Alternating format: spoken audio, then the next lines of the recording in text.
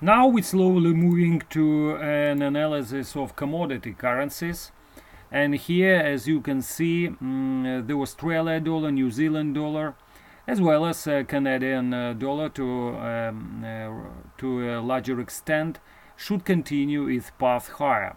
Let's see it from one to another. First of all, as regards the Australian dollar. The Australian dollar at the moment is still trading below its moving average 200 daily line located around 78.10, but it's very close to cross it to the upside. And we suggest that such kind of closing should result in the higher price in the nearest future for the Australian dollar.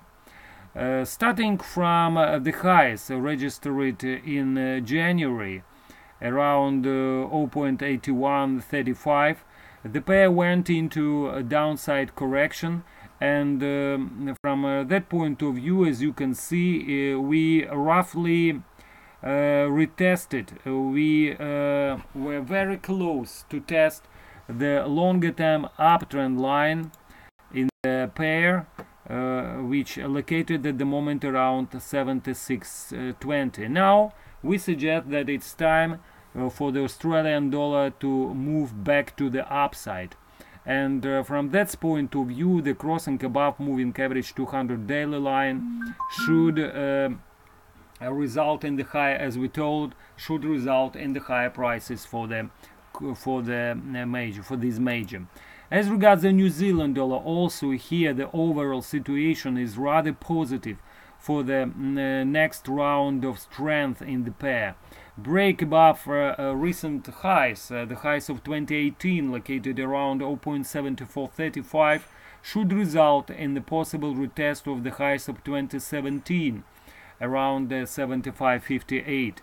We suggest that any kind of comeback to recently rising uptrend line located around 72.50 you should use as a buying opportunity. As regards the dollar Canada, despite of a less hawkish Bank of Canada rate decision from yesterday, we should suggest that from technical point of view, a possible return to immediately descending trend line located at 27.20 should be used as a selling opportunity, because we suggest that sooner or later the story of a weaker United States dollar will come back into play, and the Canadian dollar should sooner or later retest its longer term uptrend line located at 123.50. And finally, some words about the Russian ruble, which 694 at the moment. We suggest the pair entering a kind of a new range between psychological important level of 60 and the highs of this year around 65. The high was 65.03. So we suggest that probably we're entering this kind of range, and any kind of move back to the levels of 60 should be used as a buying opportunity to expect the dollar ruble a little bit higher, with first major resistance around 60 to 50, as you can see at the middle of this range.